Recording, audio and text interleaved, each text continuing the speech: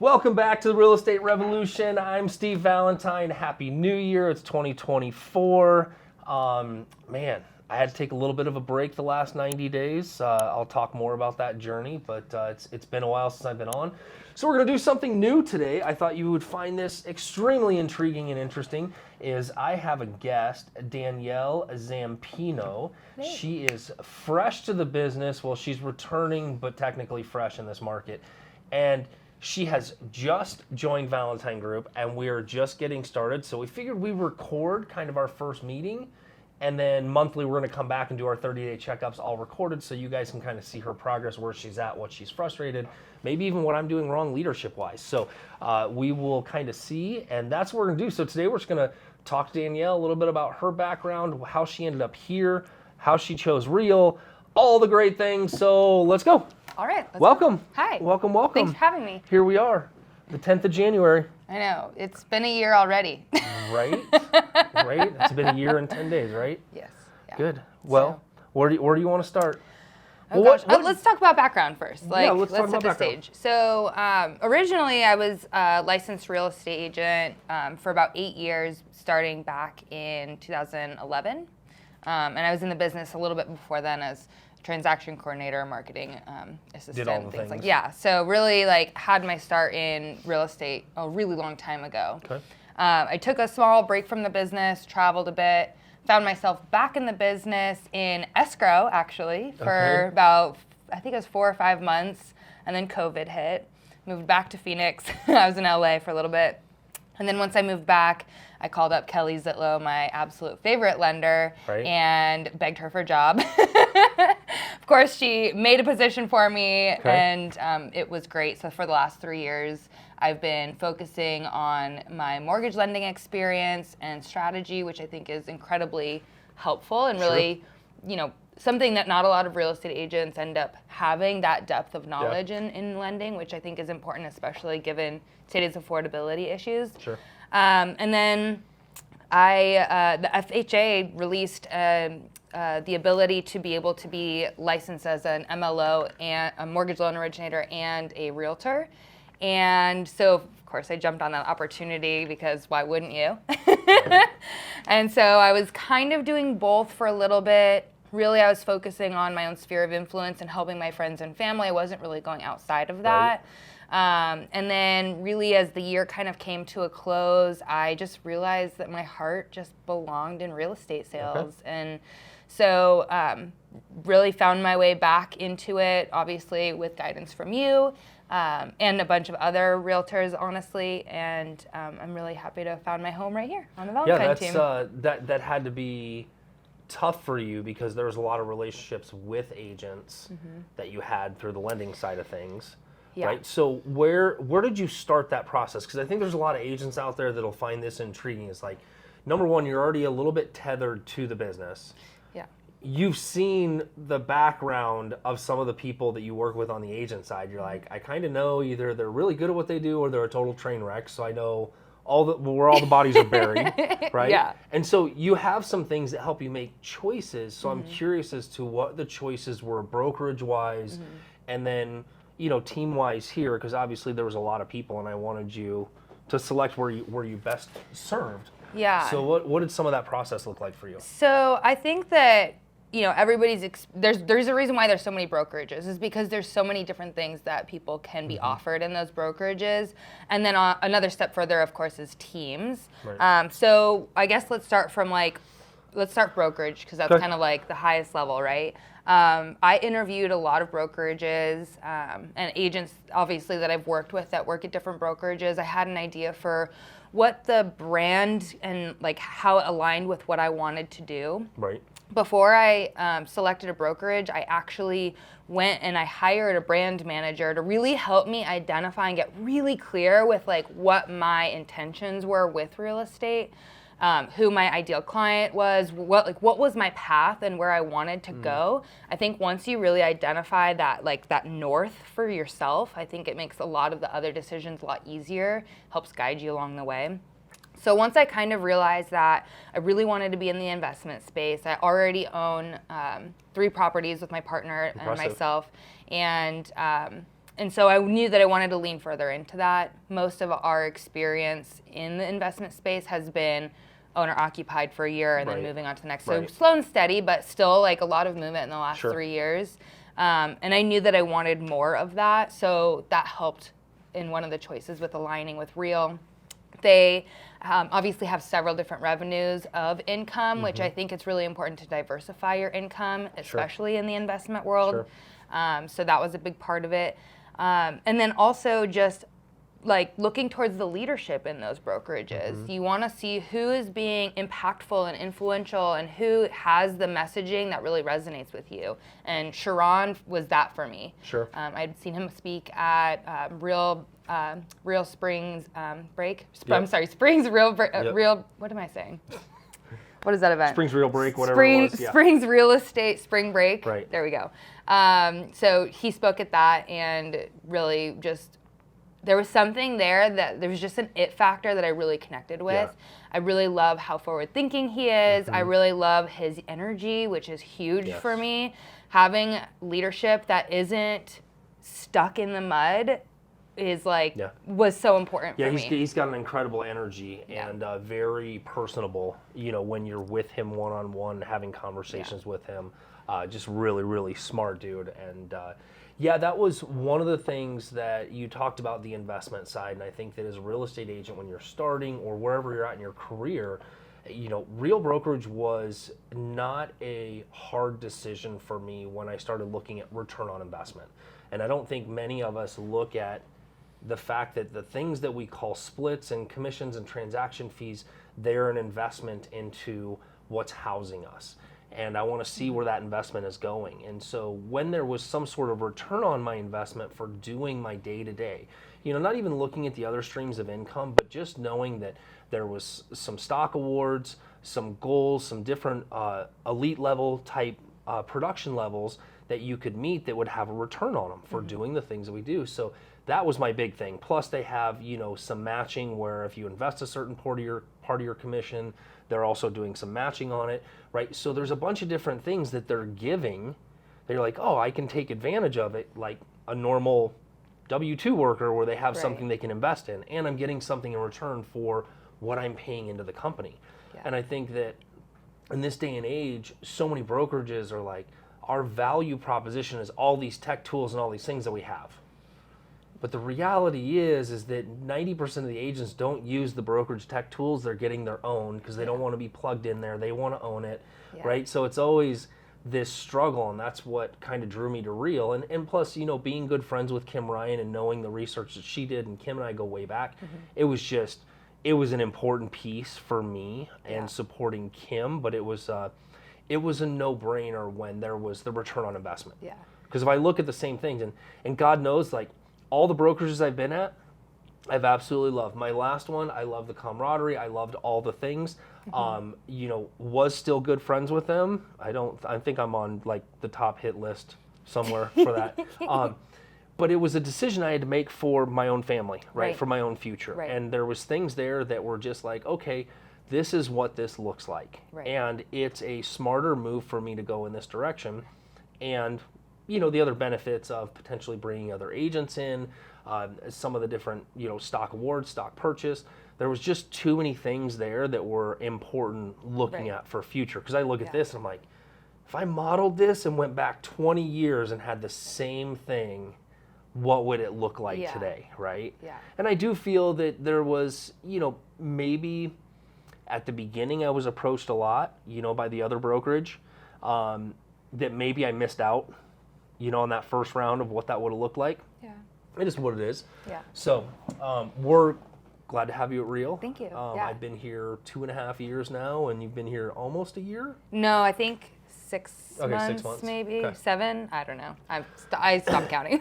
So would you recommend, you know, when you look at it, I think that some people start by looking for a team versus do you start by looking at a brokerage and then look at what teams are there? I think that I think you have to have a marriage of both, really. Like, well, I agree. I think I don't know that there's one that goes before the other. Okay, let me ask you the longer term question then. Okay. if you were going to go, okay, this is my 10-year plan in this business. I'm new. I found this really cool team that I like. The guy that runs it's kind of cool, but he's kind of a freaking squirrel chaser, right? All these things. I think I'm going to be there for a while, and then I want to build my own and leave that, right? Knowing that intention. Is the brokerage a place that you can move from team to your own model and move forward? And so it's kind of interesting, or are you building your business under a team and a brokerage model that can't sustain your potential growth, or is it where you want to be? Right. So I think that's interesting if you're looking at the long term versus the short term. And I also go back to, well, you might go to a team that's at this brokerage for a couple of years and really learn because they're one of the best for you, and then make that move. I do think that it's got to be something that is intentionally thought through. Right. Now, I think both components change, right? both components are definitely important. I think that most brokerages, you'll probably find a team that at least aligns with what you're looking for short term. Long term is going to be the brokerage, obviously. The less that you change brokerages, the better, especially with something where have the potential to bring on agents and capitalize from their closings as well. And Real really fit all of those for me, for sure. And then as far as team, I mean, we kind of talked about it. Like, I'm not brand new in the business. I'm just returning back. So my getting up to speed on just even like the real estate contract, it's just shaking off rust. It's a little bit different than a brand new agent. But I think that there's also some really great teams at Real that do take that brand new agent and like get them to a level of understanding so much faster versus just trying to do it on your own or just doing like part-time coaching with somebody. Like, there's definitely ways to really like amplify and speed up that process of like becoming really good really fast. But you have to find the right team to do that. It's actually, that is one of the things that I have done with 2 or 3 different agents is when they've connected with me about joining Real and the team and this, that, and the other. You know, there's some standards that I have. I can't take on new agents because it's not where my strength is as far as getting them to do the day-to-day things. The cool thing is I can bring them into my network in Real, but then they've been referred to friends like Corinne Wynn. Some of the other teams are like, hey, go talk to this person. It's a great team. And those team leaders are happy to bring your Real agent into their network, right? And if you were more on the beginner side, I'd be like, well, you need to go to one of these teams to get your feet wet before, you know, the investment side of the business comes to light. Exactly. So I think that, you know, for me, I'm definitely on this unique journey because, I'm new to the business, but I'm not. But yeah, Corinne is awesome. She takes agents from 0 to hero so fast. I mean, I've seen it at work. So, you know, and that kind of brings me to another point of like why I thought Real was like really a good fit was there were so many agents that I wanted to be more like and that I wanted to learn from. And it turned my head. It's like you see where all of these really successful people in real estate, specifically women, actually. You've got, you know, Shannon Gillette, Corinne Nguyen, like there's so many, Spring Benson, like all of these amazing, strong, incredible women that like I'm gonna be like one of them one day. So aligning myself with where their journey has taken them, it was a no-brainer for me. So that's awesome. Yeah. So you're in year 1, shaking the dust off. The market's a little bit on the shaky side. What does your year 1 goal look like? So my year 1 goal is to have 6-figure income, which, you know, that will be a first for me. I think it's definitely a stretch given the slowness that we've seen coming off of 2023. But the cool thing is that, you know, with the amount of time that I now have being full-time, I really think that it will be possible. Specifically, I think the important thing that I want to focus on is referral and business from my own sphere. I think is a really great place to start. And honestly, I never really let go of that network connection from when I left real estate. I still kind of stayed up with it, at least on the friendship side of things. I'm not asking for anything in real estate if I'm not selling, but now that I am, it's like really being more intentional with the relationships that I'm building because, you know, I want to have those authentic relationships with people that are going to help me to succeed and that want me to succeed and want to help me support in that vision. So, Right. yeah. What do you think, like, where you're starting right now? As we've discussed, I'm not a lead farm, right? I don't have 9,000 lead sources generating the phone to ring a zillion times a day, right? So what are you focusing on for lead sources? Like, what are your top 3 things that you're focusing on in this first quarter? So I kind of already started a little bit of this last year, which is just creating intentional touch points with my people. Okay. The people that I know are going to be on my bus, if you will. So the sphere. The sphere. portion. So, Okay. Last year I threw a couple of parties, and I say parties, but really it was just like girl hangs. Right. Invited a couple of my girlfriends over and really just like enjoyed time together. It wasn't sales pitchy. It was just like, hey, come into my home, come spend time with me. I care about you. I love you. I want to be around you. Right. And I think that really kickstarted what I'm going to be doing for this year, which is just like intentionally reaching out, connecting with people, being more mindful. I think especially after COVID, like so many people got really disconnected from their group of friends because we were used to, going out, and especially in my age demographic, Right. it's like we really lost a lot of those connections and touch points that we had in the past. And so this year and even a little bit last year, like I really wanted to have an intention to recreate those connections and strengthen those bonds with my people. Mm-hmm. Because really at the end of the day, like whether I'm successful or unsuccessful, I'd rather be surrounded by a bunch of people that believe in me, love me, and are along for that journey with me no matter what happens. Right. And so I think that's kind of my priority right now. It's building your tribe or your fan club, right, and spending that time with those people. Right. One of the things I think is interesting for people that haven't done real estate transactions, and I'd love for you to experiment with this, right, because we're going to keep recording these things. Yeah. I think one thing that you should do that would be awesome, it's not adding value, but it's asking for information, is for all the people that have never done real estate with you that are in this database, I want you to call them and say, hey, I got into real estate. I'd really love to know the 3 things you hated about your last experience and the 3 things you love because I'm trying to improve. Yeah. Get some feedback from some consumers, and then you can also lead into, can I send you some things, right? Yeah. Can I kind of go through that? But I think it's a fun way to kind of start and go, 6-figure income. We broke that down. Yeah. 2 categories, because your investment into the company is different on both sides, right? So there's the team one, and then there's your generated business, right? So we kind of broke it down, and because 6 figures is 6 figures you want to put in your pocket. So we've got to account for our splits and our investment into team, those things. So we backed it out and we just did medium home price. I think it was $400,000, 2.5% commission, splits out. And we calculated it and just did an average of, and I think it was what, 12 to 15. 12 to 15 and then a mixture. So as you're doing this and planning it out, make sure, like, don't just put out there, I want to make $100,000 this year. Change the scenario. I will make $100,000 a year, and then go break it down so you know where it has to come from, right? Because if team leads only pay this much, but I can focus more on my sphere because it's double my income, then I'm going to do here, but I'm also going to maintain over here. So just know where your lead source is and what your income derivative is from those sources. So I think for me, like my mindset works is like, I want to try and accomplish that goal as much as I can on my own because it does make more money. Obviously, I have a bigger split when it's my own lead.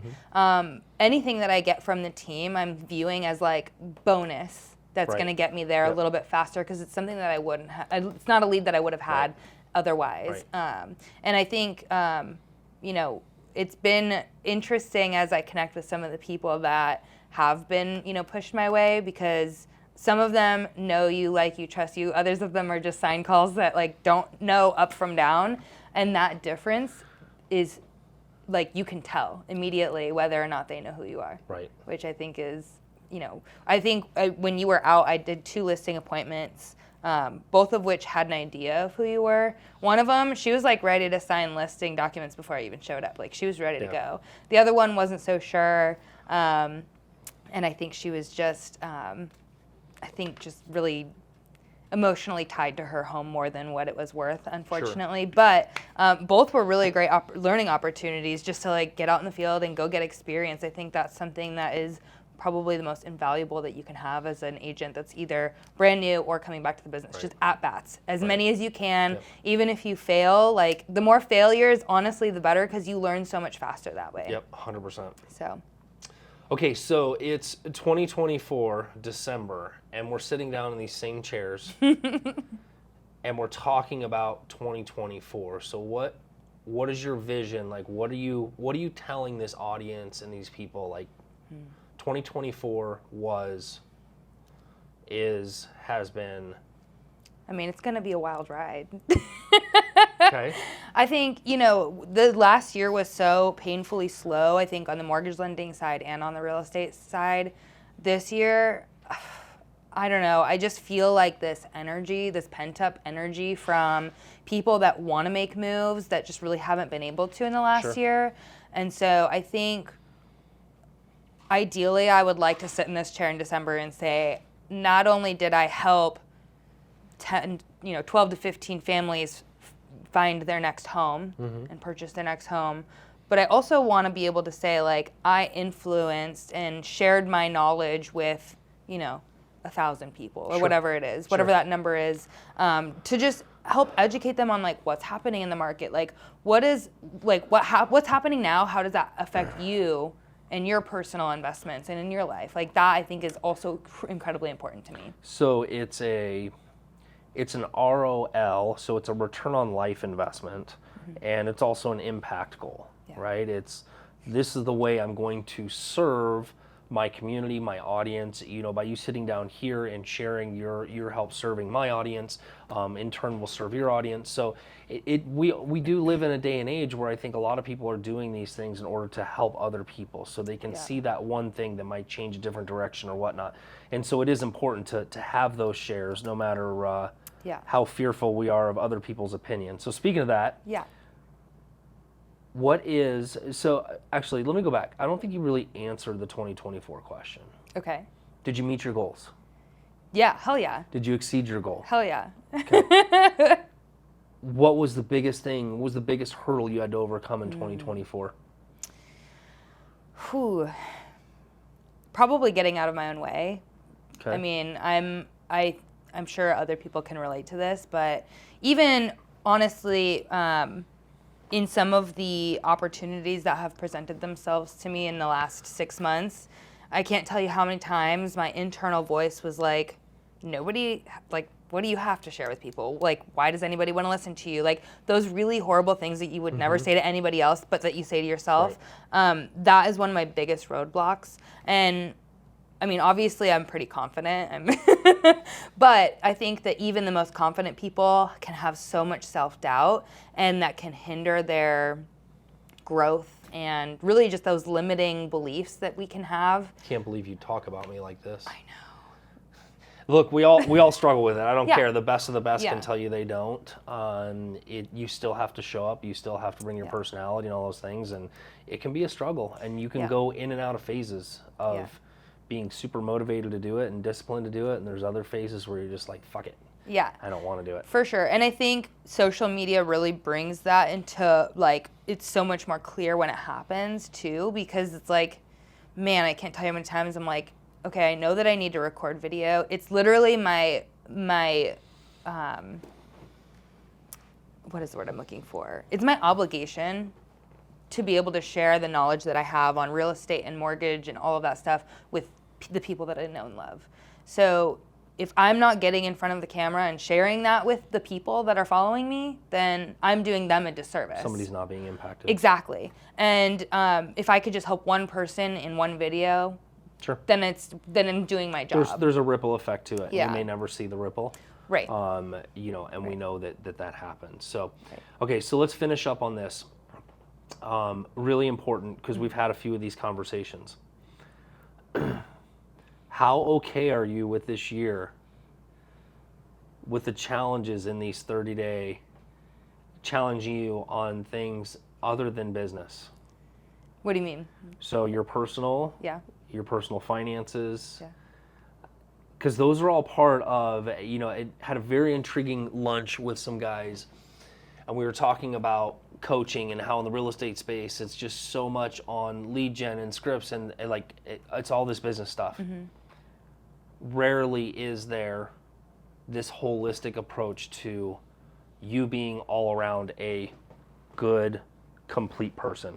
Right. That's not pendulum swinging in one way or another. Right. Because I know you've made some health challenges for this year and some other things, right? True. They've been shared commitments. Yep. Which gives me permission to hold you accountable on those things and give you shit about it if you're not doing it. Yeah. But this is one of those pieces that I think I have learned more so than anything in the last year is we have these teams and we do the sales meetings, we do the things. But there's very little focus on what's going on in people's personal worlds. Yeah. I think that's so important to success, honestly. Like you can be making tons of money, but if you're like incredibly overweight and not as active and not getting outdoors, like that is gonna affect you mentally, and then that's gonna trickle right into your sales eventually. Like it really, I mean, balance is like fake. There's no such thing as balance, but I think that being really intentional about the different areas of your life to ensure that you're at least as well-rounded as you can be, and maybe focusing more on the things that you feel like you want to focus on for that month, quarter, year, whatever that looks like for each person. I think that it's important to look at the other aspects. I think I bring that stuff up because I think it's very intriguing in the team or brokerage space. And trust me, there's some of them that are out there that are doing it well. But the majority approach, it's about succeeding in real estate. It's not about succeeding in life. Yeah. And so there's a bunch of life lessons, right? Like the amount of agents that I coach or that call me where they're not calling their own brokerages, there's nothing going on inside as to like these different lessons, like how do I set up an LLC? I don't know, Google it, right? Like there's not a holistic approach to all those pieces, which is kind of what I'm trying to do, inside my real network and inside my business here is to kind of go holistic on everything. Right, and that's a really good point that you bring up, because when I was on a real estate team in the past, I learned a lot. I learned a lot about, the negotiation, the contract, like I was dialed in on all that stuff. I think that what was lacking for me was financial discipline. I think that what was lacking for me was like the, mindset of, there was a lot of things that like I didn't get out of that experience. Right. Still helpful, and I think perfect for where I was in my life at the time. But now, I mean, and we've talked about this, my word for this year is elevate. So it's like I really already have this good foundation of like the basics.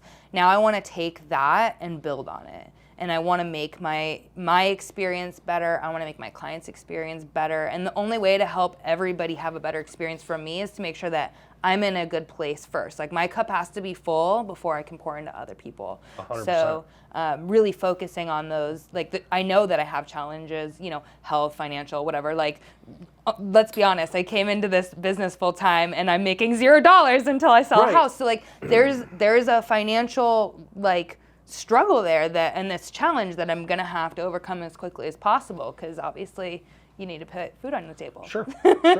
So. And I know that's a fear. It's also a conversation that we had as well, which is, do you have some runway? Yeah. Right? Yeah. Because anybody that jumps into this business like with no runway, it's a struggle, because you wake up every morning with that fear and that drive, and I understand it's supposed to be a motivation, but it doesn't stop the fear, and it doesn't stop look, as a new agent, when I worked with my parents, we weren't making squat for money, and both Wendy and I were licensed, we had a small salary and some gas money, weren't making commissions, and I knew what it was like to like get $200 from my dad to go to Food for Less to do grocery shopping. Like, been there. Yeah, I've borrowed money from my mom to renew my license. Right. Like we've all been there, I think, especially when you're younger and in the business, and we're both second generation realtors, right? So like we have that in common of like you're working for your parents and you realize that like 100%. Oh yeah, my credit cards are maxed out, I like have my renewals due, I have top ramen in the like top ramen and beans, like been there, done that. And so I think that really coming back into this as a second swing really, I I'd never want to be there again. Yeah. And I think that's a huge motivator. In preparation to come here and be here full time, you know, I made sure all of my debt was paid off. Yep. Like I have, you know, a safety net for like, okay, if I don't make money for the next 6 to 10 months, like, am I good? Yes, I have that. You know, having a partnership is really helpful in that planning for sure. Last time I did this, I was single. Right. I was trying to do it on my own, you know, trying to be a strong, independent woman, which only gets you so far, I think. You know, having the people and the support around you to be able to like really have your back while you make this transition 100%. to being full-time self-employed, no matter the business, I think is really an important factor that was missing the last time. 100%. That's awesome. Yeah. Thank you for sharing, and I am looking forward to the 30-day checkup to see where you're at in the first 30 days. And Hopefully I have a contract. you will have a contract. I'm going to have a contract. Or you're fired. All right, till next time. You can follow Danielle where on Instagram? Danielle Zampino. Really Danielle Zampino on Instagram and anywhere else? I think Facebook. I don't know. All of them, except I'm not on TikTok yet. I don't know if I want to go there. Oh, we'll see. We'll see. All right, till next time. See you guys. See ya.